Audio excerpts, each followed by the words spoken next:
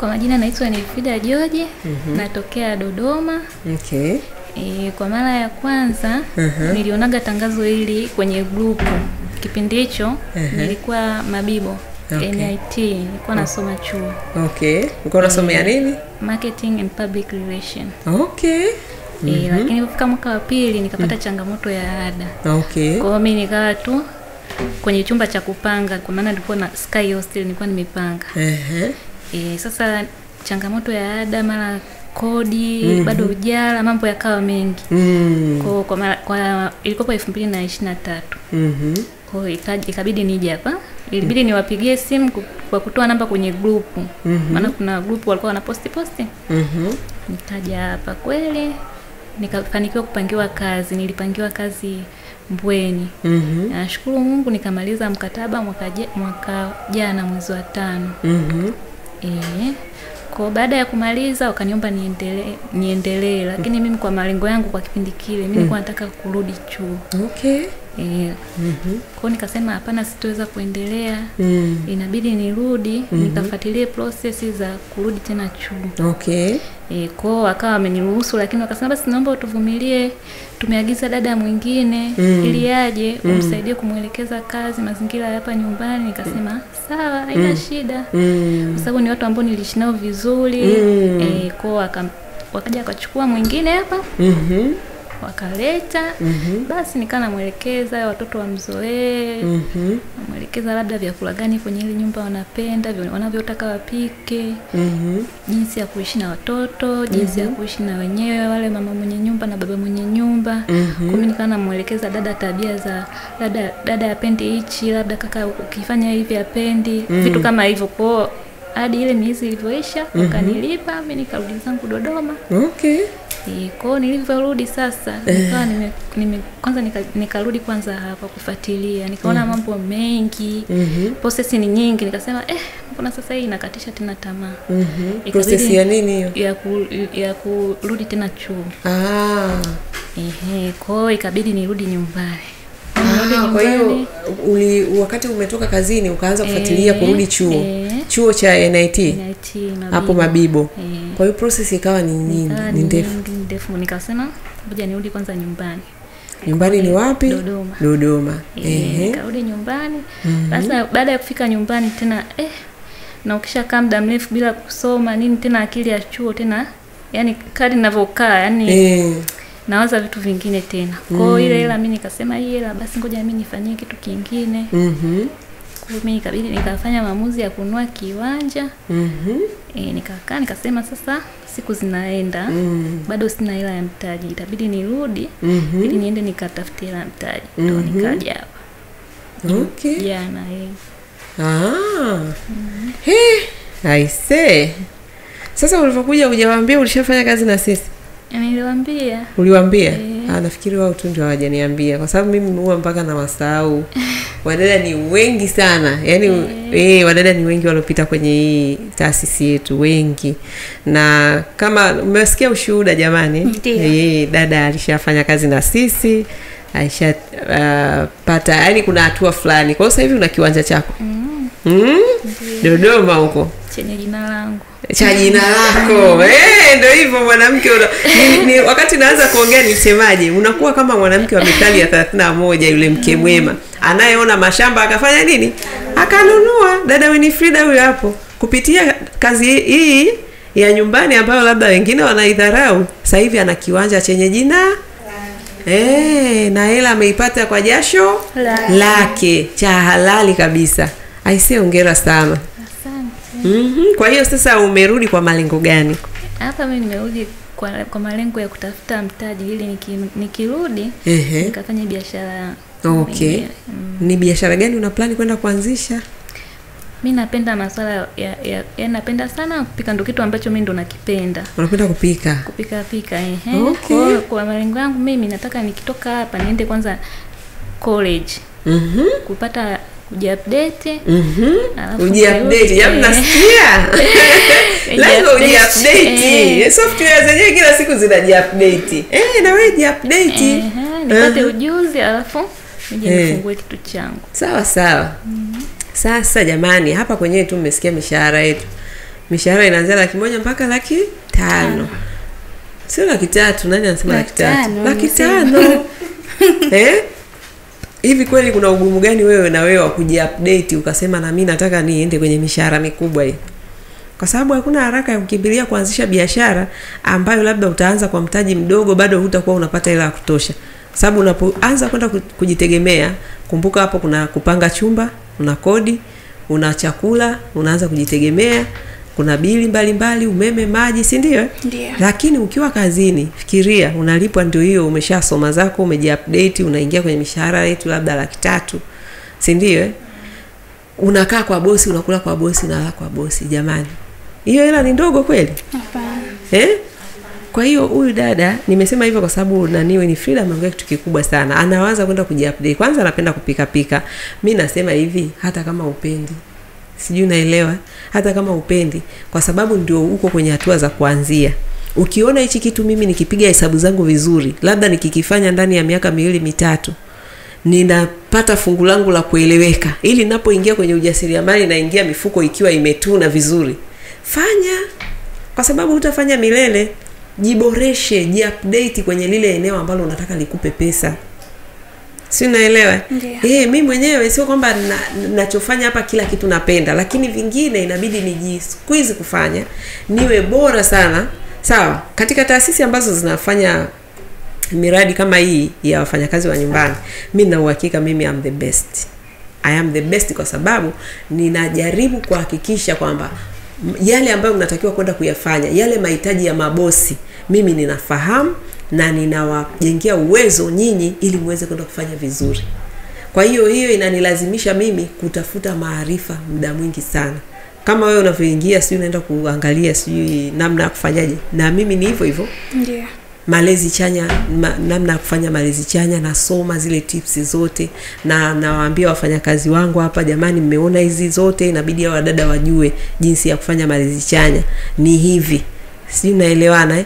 Ndio maana tunakuwa hizo training zetu hapa haziishi na zinazidi kila siku tunafanya ubunifu, kila siku tunajiongeza. Why? Kwa sababu tunataka tupate hela. Ili bosi wetu tukimwambia hapa kwetu dada analipwa 500,000, asiseme jamani kama ni mtu ambaye anaelewa value, thamani, atalipa. Na sisi tunafanya kazi na watu wanaoelewa value. Hatufanyi kazi na kila mtu. Kuna watu yani wanaozungumzia mishahara chini ya 100,000. Sisi hapa kwetu hatufanyi nao kabisa. Yani mtu yote tu mimi nataka dada lakini sio 80,000. Tunamwambia hapana, kwa sio kwetu. Kwa hiyo lazima ujiwekee viwango ambavyo wewe unataka uende. Sasa vile viwango vinahitaji ujuzi. Hausemi tu mimi nataka kuwa professional. Sijui unaelewa? Unataka kuwa professional, unaweka nia. Sasa unafanya vitu ambavyo vitakufanya uwe professional. Kwa sababu mimi nataka kuwa the best, yani katika hii Wadada Center nataka Tanzania nzima. Yani hii ndio taasisi na mradi unaotoa wadada wa kazi wa level za juu, wanaojielewa na wenye uwezo wa kufanya hizi kazi vizuri kabisa. Sasa ili tuweze kuwa hivyo, ndio lazima tuhakikishe sisi wenyewe tunajijengea uwezo wa kimaarifa na tunawajengea hawa wadada. Ndio maana unakuta tuna semina kila mwezi, lakini mkija huku kituoni, huku ni chuo, hii ni shule. Sisi tunaelewana Humu ndani ni shule. Yaani usishangae kila kitu kila utakachokifanya ukaambiwa hapana sio hivyo ni hivi. Sio hivyo ni hivi. Tunakurekebisha ili culture yako uliotoka nayo huko uiache uje uadapt culture mpya. Hii culture mpya ndio itakayokufanya ulipwe. Kwa sababu sisi tunapomwambia bosi hawa dada wanajua 1 2 3, lazima hayo tunayowaambia tukufundishe ili bosi aje ayaone, vinginevyo tutakuwa tumemtapeli. Tunamwambia udada ni smart, ni professional, atafanya hivi, anajiongoza, anajiongeza, anajua malezi, anajua nini. Alafu wewe ujui. Wewe si ni utapeli? Ndio. Ndio maana huku tunakazana sana kuwa train ili wale mabosi kile tunachowaambia nyinyi mnakijua, mnakifahamu, muweze kwenda kukideliver kwao. Tuko pamoja. Kwa hiyo mjiupdate. Sio kwa faida yetu, ni kwa faida yenu. Utakapokuwa ni dada ambaye umejijengea maarifa, hautakuwa wa kawaida. Mimi sitaki kuwa, unajua madalali wa wadada wapo, lakini mimi ni exceptional. Yaani mimi ni watofauti, ni wa kipekee. Huwezi kuniweka kwenye hilo kundi la madalali ya wadada wa kazi. Ukija hapa unakuja sehemu ambayo yani iko tofauti kabisa kwenye kila kitu. kuanzia hofu ya Mungu, si ndio? Kuanzia jinsi tunavyowaelekeza, namna utendaji wa kazi, tabia. Simetuona tuna tabia za ujinga humu ndani. Huwezi kukuta tunatukana au tunawasemesha wadada vibaya, hapana. Hapa ni heshima kwa kila mtu kwa sababu wote tunahitajiana. Sawa, wawe ni wadada, wawe ni traditional dada, smart, professional, wote ni wadada. Wote wanaenda kutoa huduma. Wote lazima tuheshimiane. Si ndio?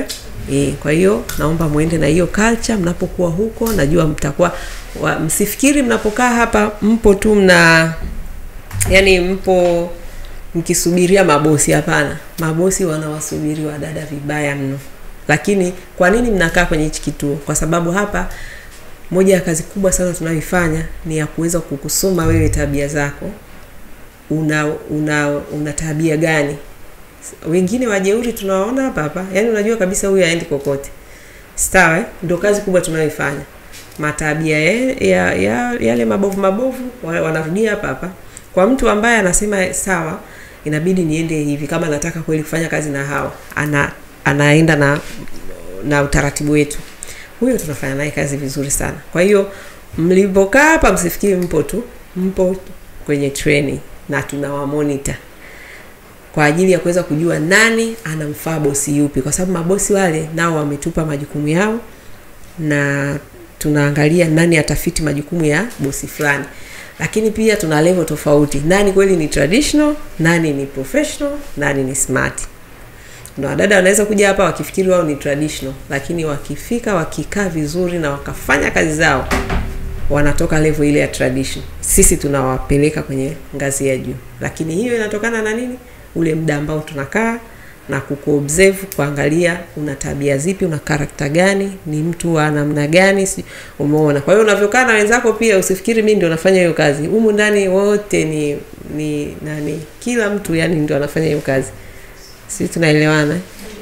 Kwa hiyo pia tunapenda kuwe na yani tusiambukizane matabia ya ajabu. Yani sio ukikaa kule yani ukienda pale kwa dalali fulani, wengine wanakujaga huko washapita kwenye madalali. Sio vitu tunavyovitaka huko ndani.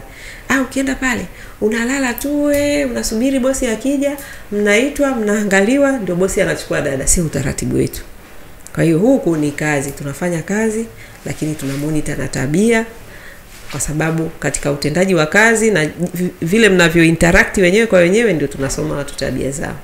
Kujua kama ni mtu ambaye kweli anaweza kufanya kazi au atatusumbua, then tunajua tunaachana hapa, au tunaweza tukakupa kazi lakini kwa kukupa warning kabisa, tukakwambia wewe tumekuona una tabia hii, una tabia hii, una tabia hii. Je, unaweza kubadilika tabia yako? Kama unaweza tunakupa muda, unakaa kituoni siku kadhaa zaidi tukikuangalia. Kama huwezi unarudi. Ila ukiahidi unaweza kujirekebisha, tunakujaribu. Unaenda kazini, then tunakufuatilia kwa karibu sana kwamba vipi dada anaendeleaje, anafanya majukumu yake kwa wakati. Maana usifikiri utaekti hapa alafu ukifika kule kazini ukaanze kumsumbua boss. Sisi huwa tunafuatilia, kwa sababu tunataka kile tulichomwahidi bosi akipate. Ndio namna atatoa hela. Huyo bosi kumwambia tu mkataba wa dada umeisha, ana renew faster. Kwa nini? Kwa sababu anajua tunampa wadada ambao hawatamsumbua. Lakini ukampa tu dada afu umepotea, hamna mtu atahangaika na wewe. Lakini na wewe dada unataka hela nyingi, fanya kazi kwa bosi wako mwaka wa kwanza, mwaka wa pili bosi aseme mimi niko tayari kumongezea mshahara. Kwa nini anakubali? Kwa sababu ya jinsi ulivyoishi naye. Anakuona ni dada msikivu, ni dada ambaye una tabia nzuri, ni dada unayejitambua, majukumu yako unafanya vizuri. Anaongeza hela. Wako wadada wengi wameongezea mishahara na mabosi wao. Kwa hiyo sisi ndio tunataka tuende kwa mtindo huo. Yaani ndio culture yetu. Tunaelewana jamani? Haya, baada ya kusema hayo, niwatakie kila laheri. Huenda wengine mkapangwa leo, kesho, yani tukishamalizaga hii session, training nyingine ndio zinaendelea kule, lakini baada ya hapo unaweza ukapangiwa kazi popote. Kumbuka kazi ni Tanzania nzima. Unaweza ukapangwa mkoani au Dar es Salaam. Ukipangwa vizuri, tutakuwa tunakutana kwenye zile seminar za mara moja kwa mwezi. Lakini hata kama hujapangwa mkoani, jitahidi kupata smartphone, fuatilia kurasa zetu. Zinajenga, kwa sababu haya mazungumzo yote tunayofanya hapa tunayaweka mle. Yanawajenga watu. Kuna seminar tumeziweka kule tulizofanya ambazo nyinyi hamjawahi kuhudhuria. Sikilizeni. zinawajenga, na haziwajengi tu kwa ajili ya kazi za ndani, zinawajenga pia hata katika maisha yenu ya baadaye. Sababu huo ndio tofauti wetu. Mimi ninachopenda ni kwamba nilikuwa dada wa kazi, leo mimi ni CEO, si ndio? Yeah. Nataka kila dada anayepita hapa hayo yawe ndio maono yake. Sio mambo ya kuzunguka kwenye nyumba za watu tu miaka yote, hapana. Fanya kazi kwenye nyumba za watu miaka 2-3, umezidisha 5, baada ya hapo nyanyuka na maisha mengine, si ndio? Yeah. Sasa ili tuweze kufika lazima kila siku, yani unakuwa kama bustani ambayo unamwagilia. Usipopata mbolea na maji, unafanyaje? Haukui, si ndio? Na sio tu haukui, yani hata ile ilikuwa imeanza kustawi inakufa. Kwa hiyo sisi chukulia kwamba mafundisho unayoyapata ni kama mbolea na maji katika bustani, ili wewe uweze kukua kila siku. Sawa jamani? Haya, mimi nawatakia kila laheri. Shukrani. Hai.